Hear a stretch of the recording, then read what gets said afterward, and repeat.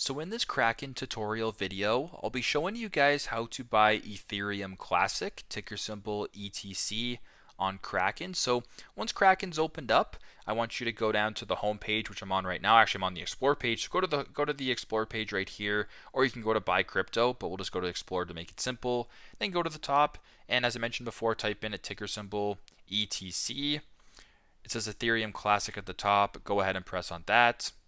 Once you're here, go down to the bottom and press on Buy ETC and type the amount of your Ethereum Classic you're looking to buy. So if you wanted $50 worth, for instance, you can press on 50 or whatever the number may be. And if all looks good, you want to proceed, press on the purple arrow.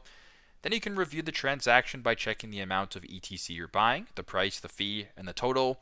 And if all looks good and you want to proceed, go press on I understand. You can see the disclaimer as well if you want, and then press on confirm, and then follow the next steps that way. So very simple, very straightforward.